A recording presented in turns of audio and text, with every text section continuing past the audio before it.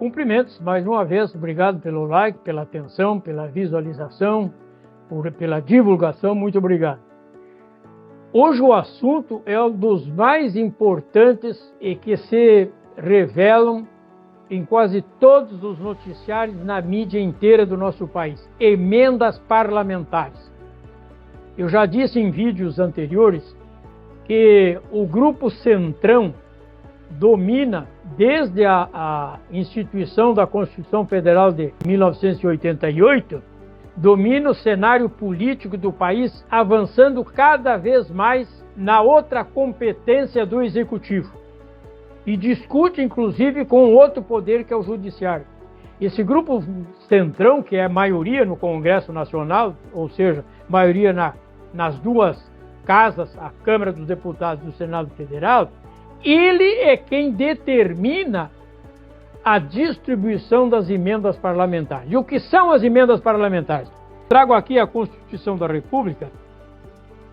Lá no artigo 166, no seu parágrafo 9, diz: as emendas individuais ao projeto de lei orçamentária serão aprovadas no limite de 1,2 percentuais da receita corrente líquida.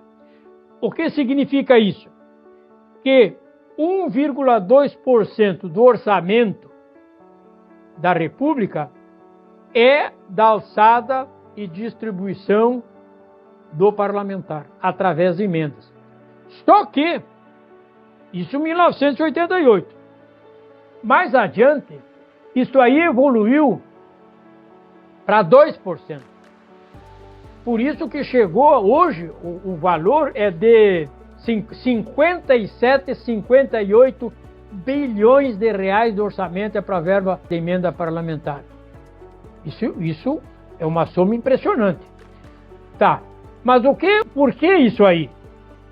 Porque, chegou, tem os dados aqui, 58,4 bilhões esse ano, 2025. Isso aconteceu por causa das emendas impositivas que foram criadas em 2015, na emenda constitucional número 86 de 2015. Dali surgiu o tal do orçamento secreto via Pix, que não tem assinatura de ninguém, a verba caminha, transita, vai para um município e desse município ele distribui como quer o parlamentar que designou. Quem sabe isso é o prefeito.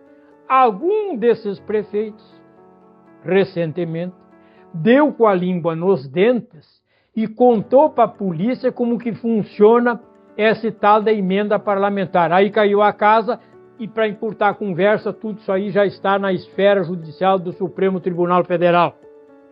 Que, segundo notícias da imprensa, quase 100 parlamentares estariam envolvidos nisso aí.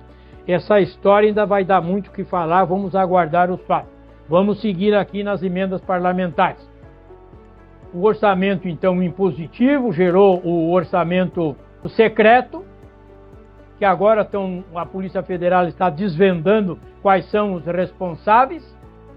Então, o que resta saber para nós ainda é que há um envolvimento muito grande com concessionárias de serviço público, empreiteiras, prefeitos, vereadores, deputados, senadores, um escândalo. Como que funcionam essas emendas? Essas emendas funcionam assim: se o governo faz o gosto, o querer, a vontade dos parlamentares, então eles aprovam as medidas que o governo federal manda para o Congresso. Então, eles trancam a matéria do Executivo enquanto o governo não soltar as emendas parlamentares. Por isso que eles, por conta e responsabilidade do Congresso, nessa emenda constitucional de 2015, eles transformaram essa parte das emendas parlamentares em emendas parlamentares impositivas. Um absurdo, um anacronismo do direito público e constitucional. Por quê?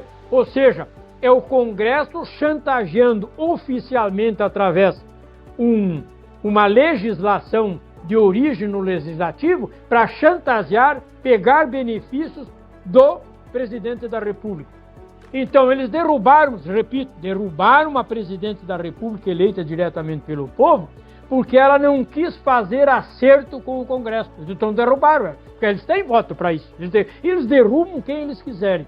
Aí, eles manietaram o sucessor da Dilma, que era o vice-presidente dela, o Michel Temer, manietaram o Bolsonaro, que aumentaram ainda mais as emendas, e ele, para poder governar, ele teve que se ajoelhar para o Congresso, e estão manietando o atual presidente da República, que parece, segundo as últimas notícias, que o governo federal resolveu bater às portas do Supremo Tribunal no sentido de fazer valer o seu decreto federal executivo que impõe um aumento das tarifas sobre as operações financeiras, que é só os ricos que tem esse sistema de remeter os seus lucros para fora. Então são os grandes, não ataca empresas médias, pequenas, não ataca em nós. É só o rico. Bem, o Congresso emitiu um decreto parlamentar e fulminou esse decreto federal. Ou seja,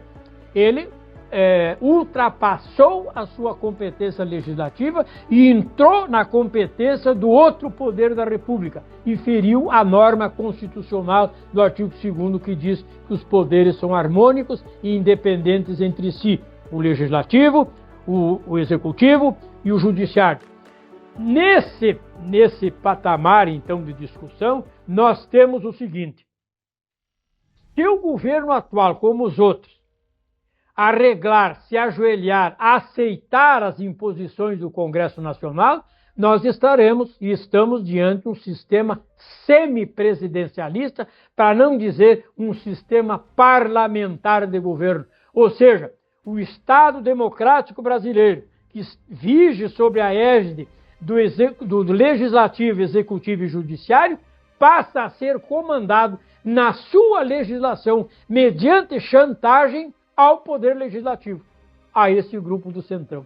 É evidente que agora os analistas, especialistas, os influentes, todos nós, e eu inclusive, aliás, eu digo isso aí há muito tempo, porque no meu tempo como deputado federal não tinha essa excrescência jurídico-constitucional na origem lá, no bojo, no ventre da Constituição de 1988. Antes de 88 não tinha isso aí. Bem, nós temos então, parte de nós aqui embaixo, ao fazer a nossa análise, nós temos que, nas eleições, nas nossas conversas, nas nossas discussões, nós temos que estabelecer um parâmetro, uma regra para a nossa discussão.